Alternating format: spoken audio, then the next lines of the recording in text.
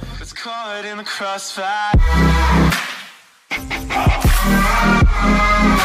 It's caught in the crossfire.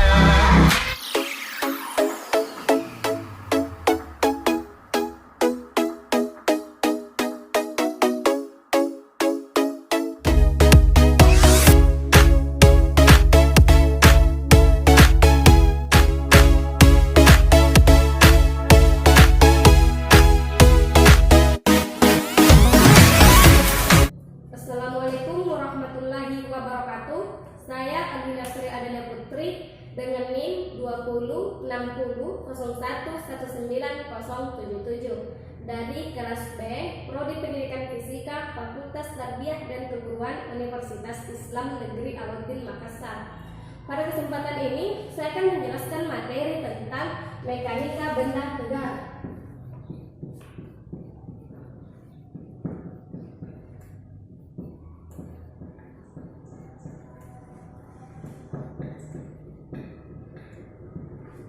Nah, pada materi ini kami membagi menjadi 3 pembahasan. Yang pertama, kinematika rotasi.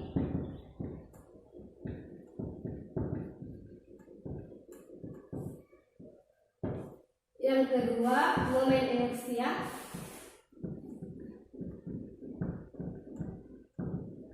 Dan yang ketiga, hukum rotasi.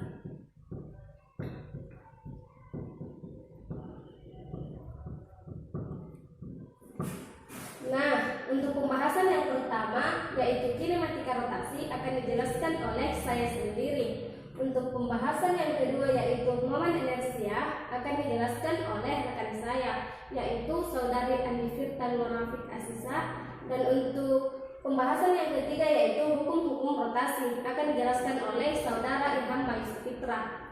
Nah, untuk pembahasan yang pertama, yaitu kinematika rotasi. Kinematika rotasi ini terdiri atas 2 bagian, yaitu besaran rotasi dan gerak rotasi.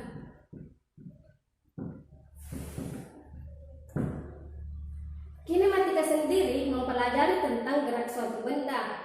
Nah, apabila kita menyambungkan kata kinematika dengan rotasi, maka kita mempelajari tentang gerak suatu benda yang geraknya melingkar. Untuk besaran rotasi terdiri atas 2 bagian pokok, yaitu kecepatan sudut dan percepatan sudut.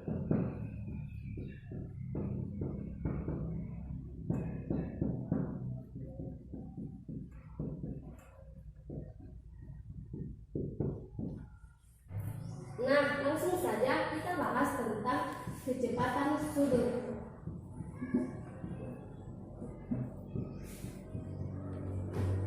Kecepatan sudut ini memiliki 2 jenis. Yang pertama, kecepatan sudut rata-rata.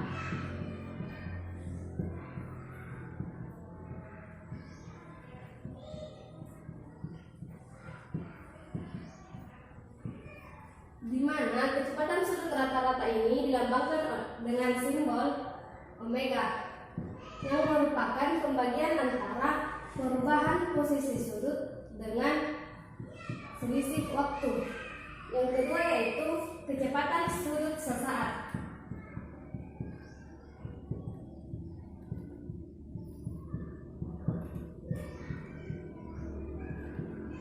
Di mana kecepatan sudut sesaat ini dilambangkan dengan simbol omega t, yang merupakan turunan dari fungsi posisi sudut terhadap waktu. Begitu juga dengan percepatan sudut.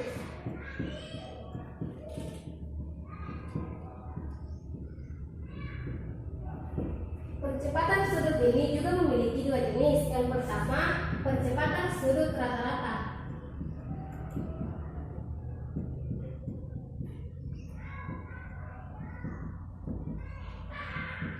Di mana percepatan sudut rata-rata ini dilambangkan dengan simbol alfa, yang merupakan perubahan kecepatan sudut terhadap selisih waktu. Yang kedua, yaitu percepatan sudut sesaat.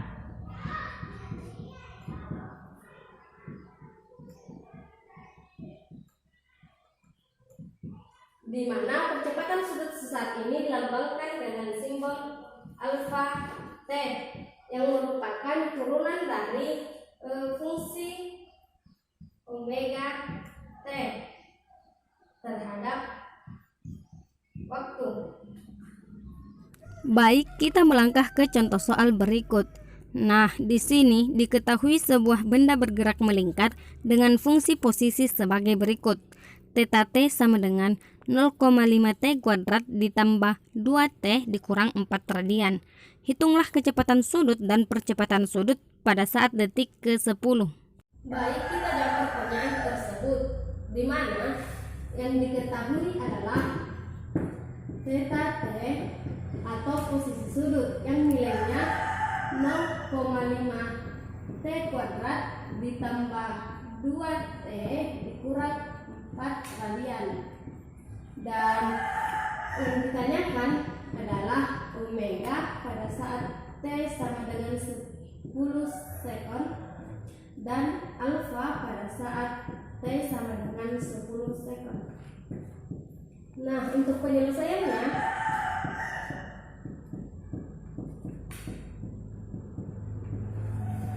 untuk pertanyaan yang pertama yaitu omega T pada saat 10 sekon akan sudut. Nah, seperti yang kita ketahui bahwa kecepatan sudut ini merupakan turunan dari fungsi posisi T terhadap selisih waktu.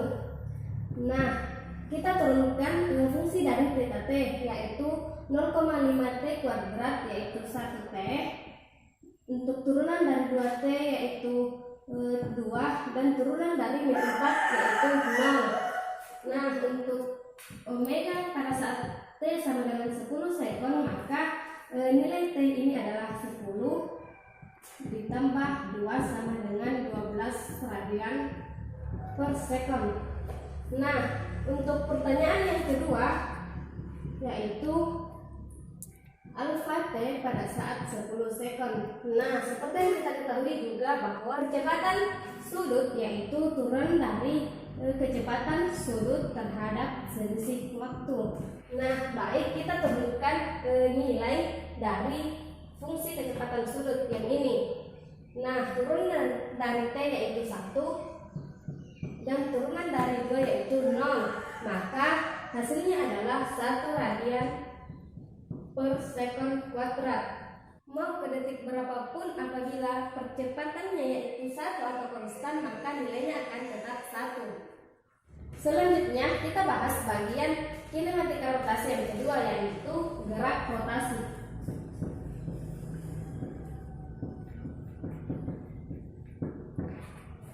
Gerak rotasi adalah gerak berputar mengelilingi suatu sumbu acuan. Kita lihat pada gambar berikut. Sebuah tabung dalam koordinat 3 dimensi dapat diputar terhadap sumbu set. Lalu garis merah pada gambar menunjukkan garis referensi sebagai acuan gerak benda terhadap sumbu.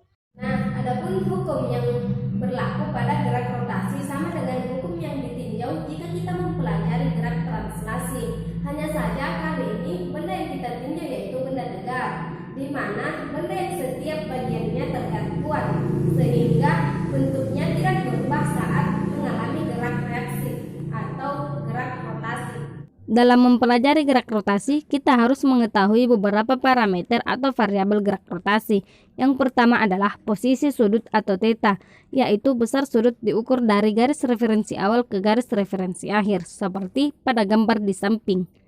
Posisi sudut ini didefinisikan sebagai panjang lintasan dibagi dengan jari-jari lintasan diukur dari sumbu rotasi. Satuan dari posisi sudut ini adalah radian, di mana 1 radian sama dengan 360 derajat dibagi dengan 2pi. Selanjutnya adalah perpindahan sudut atau perubahan posisi sudut. Untuk kasus pada gambar, nilai perpindahan sudutnya sama dengan theta, karena theta 2 sama dengan theta 1 sama dengan 0. Konvensi yang ditinjau adalah close arrow negatif atau tanda positif diberikan pada arah berlawanan jarum jam, sedangkan tanda negatif diberikan pada arah yang searah jarum jam. Untuk menentukan seberapa cepat posisi sudut berubah, kita perlu variabel kecepatan sudut. Jika pada saat T1 benda ada di posisi sudut θ1 dan pada saat T2 benda ada di posisi θ2, maka kecepatan sudut rata-rata adalah perpindahan sudut dibagi dengan interval waktu. Sedangkan kecepatan sudut sesaat menunjukkan kecepatan sudut benda setiap saat, didapat dari limit delta T menuju 0 dari ekspansi kecepatan sudut rata-rata. Konvensi yang sama juga dipakai untuk kecepatan sudut ini, yaitu clock are negatif. Satuan dari kecepatan sudut ini adalah radian per sekon. Nah, untuk pembahasan selanjutnya yaitu momen inersia yang akan dijelaskan oleh rekan saya yaitu Anufirta Nurrafiq Asisa. Terima kasih. Assalamualaikum warahmatullahi wabarakatuh.